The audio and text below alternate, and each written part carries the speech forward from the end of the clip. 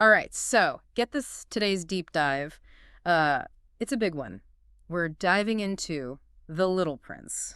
You guys requested this one like crazy. And coming back to it now, man, it hits different as an adult. It really does. What's amazing about The Little Prince is how it can resonate so deeply with people at different stages in their lives. Yeah. You can read it as a child and then again years later and find a whole new layer of meaning. Right, like it grows with you. So for anyone who needs a little refresher, The Little Prince follows, well, this young prince who leaves his tiny home asteroid and travels to all these different planets. And each planet, it's got its own, let's say, interesting resident. It's like a cosmic travelogue, but with a lot of heart and some serious philosophical questions along the way. Each encounter is like a little vignette, a glimpse into a different facet of human nature, often with a satirical twist. Oh, absolutely. I mean, we're talking a king with no subjects, a guy who just wants applause all the time, a businessman obsessed with owning stars. It's like they're holding up a funhouse mirror to our own little quirks and obsessions. Precisely. But before we get too far into these quirky characters, let's rewind to the beginning. Okay. The prince's journey, it all starts on his tiny home, asteroid B612. And this asteroid, it's what is it, like smaller than a house? Smaller than a house is right. It's this incredibly tiny asteroid, and yet the prince, he takes care of it with such care. He tends to his volcanoes, making sure they erupt properly, and of course there's his beloved rose, that single precious rose. And that rose, that's what always stuck with me. He's so protective of it, so devoted to it. It's like the symbol of something truly special and irreplaceable to him. Exactly, and that sense of responsibility for something he loves, that devotion, it becomes this recurring theme throughout the whole story. It gets you thinking, what are the things we choose to cherish? And how much care do we invest in those relationships, whether it's with a person, a passion, or, yeah, even a single rose? It's such a powerful reminder, especially in today's world where everything feels so fast-paced and disposable. It really is. And speaking of powerful, his very first stop after leaving B612, he runs into a king. And this king, he's obsessed with authority, but here's the kicker. He has no one to rule over. It's almost sad, but also you can't help but laugh. It's that wonderful blend of humor and pathos that Saint-Exupery does so well. Here's this figure who embodies absolute power, yet there's this underlying wisdom there. He knows his commands.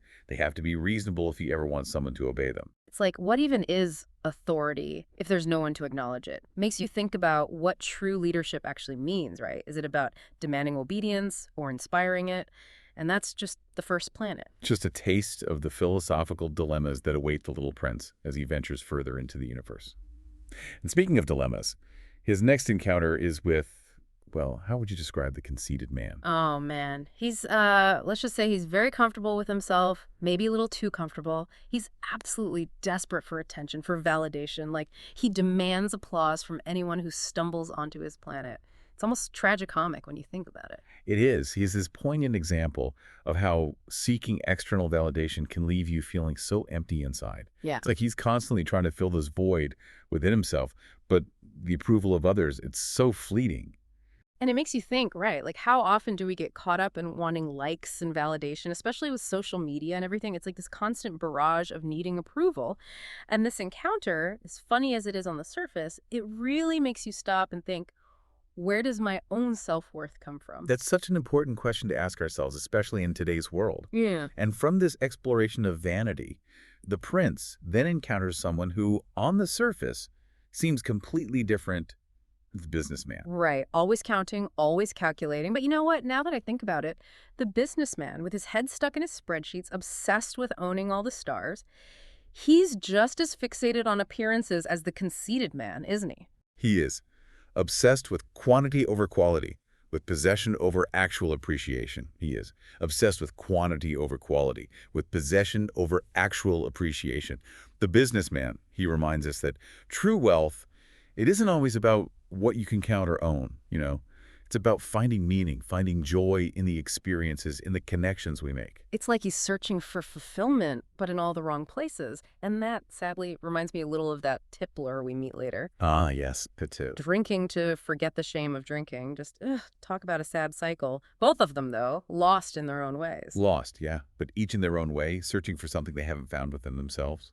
And that brings us to, I think, one of the most interesting characters, the lamplighter. I mean, at first you see him and you're like, okay, he lights and extinguishes a lamp on a planet that spins so fast it doesn't even need light. What's the point? But then, But then you start to see it, don't you? Mm. There's this quiet nobility in his dedication to his task, even if it seems, well, a little pointless from the outside looking in. yes. And it makes you wonder, right, especially in our world today with this obsession with productivity, with always needing results, is there something to be said for just showing up, doing what needs to be done, even if it seems small, even insignificant? It reminds me of that quote, the secret of life is to find joy in the journey.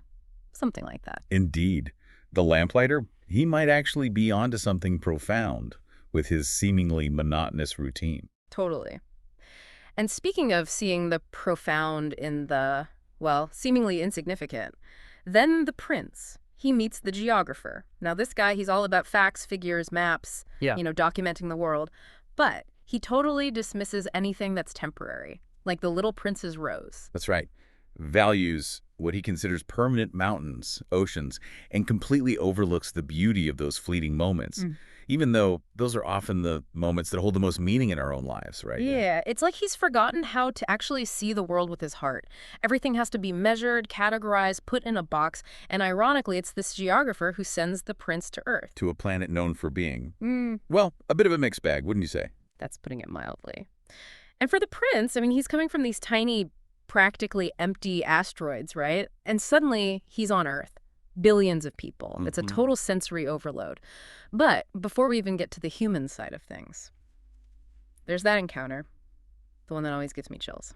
The snake in the desert. Ah, yes, that snake, lurking in the shadows, whispering riddles, offering, well, are they solutions or are they temptations? Honestly, he always creeps me out. The way he talks, it's like he knows something the prince doesn't. And that whole I can send you back to where you came from thing, so ominous. It's like he represents this shortcut back to what's familiar, but at what cost? It's interesting, isn't it? Because on the one hand, you have this creature often associated with danger, with deception. But on the other hand, there's this strange understanding there. Like he recognizes the prince's loneliness, his longing for home. Maybe he represents the allure of easy answers. Yeah. That temptation to avoid the hard work of growth and change. That is a really interesting way to look at it. And speaking of growth and change, the encounter that really changes everything, the heart and soul of this whole book, it's the fox, right? Absolutely. The Yeah. Fox and the Little Prince.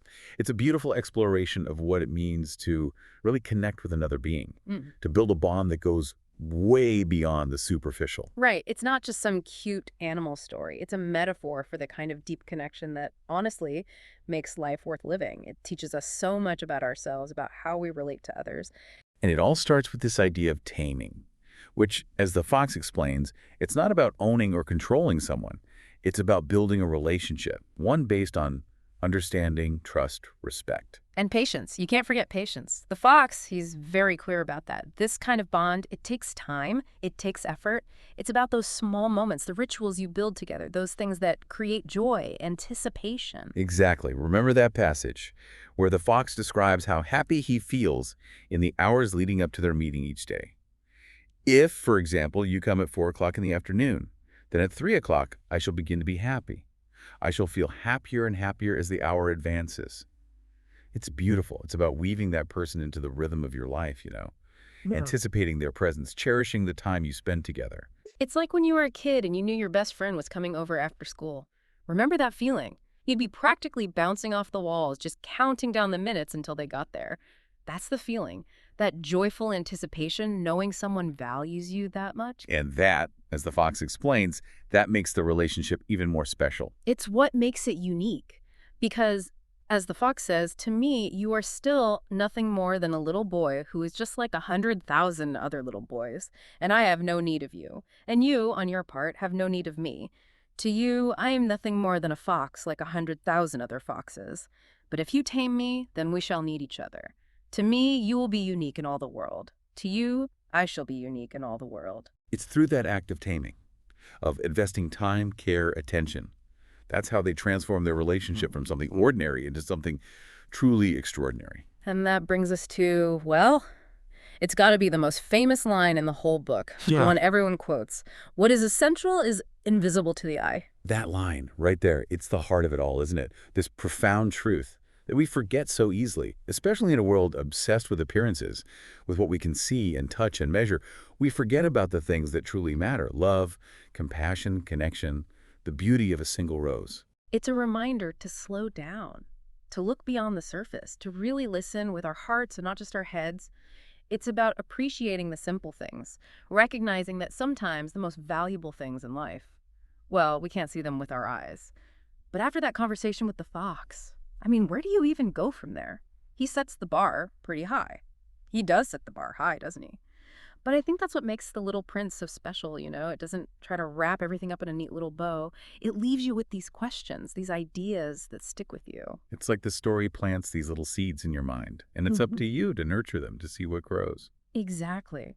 But you're right, it doesn't give us all the answers. Instead, it kind of circles back to the beginning, to the prince's journey and everything he sacrificed to find connection, understanding. And what about that encounter with the pilot, the one who's stranded in the desert? Talk about a powerful moment. It's like there's this beautiful symmetry there, both of them searching for something, finding it in the most unexpected place. It's true. Both of them a little lost, a little lonely. And in that shared moment, they find a bit of hope, a bit of wonder. That scene always gets to me, you know, the pilot and the prince sharing that water under the stars. It reminds us that sometimes the most profound connections, they come from these shared experiences, from vulnerability, from empathy. And it brings us right back to that idea of taming, of creating those ties that bind us, that make life meaningful. And maybe it also reminds us to cherish those connections, even when they're fleeting, because they leave their mark on us, don't they? They really do. Hmm. Which is what makes saying goodbye to the little prince so bittersweet. You know, he has to go back. Back to his rose, back to his world. But a part of you wishes he could stay just a little while longer. But in a way, maybe he never really leaves. The lessons he learns, the wisdom he shares, those stay with us. So, as we wrap up our deep dive into The Little Prince, what's the one thing you hope our listeners take away from it all? You know, the beauty of this story is that it's open to interpretation. It gives us guideposts, not a set path. So instead of a single takeaway, maybe a question is better. What if we all approached life like the Little Prince? With curiosity, with open hearts, with that willingness to find wonder even in the everyday. That's a beautiful thought, to never lose that childlike sense of awe, to always be open to learning, to growing. And to always remember, what's essential is often invisible to the eye, but deeply, deeply felt by the heart. Beautifully said. And on that note, folks, that's our deep dive into the timeless wisdom of The Little Prince. We hope you enjoyed the journey. Until next time, keep exploring, keep questioning, and never stop looking for those hidden treasures in the everyday.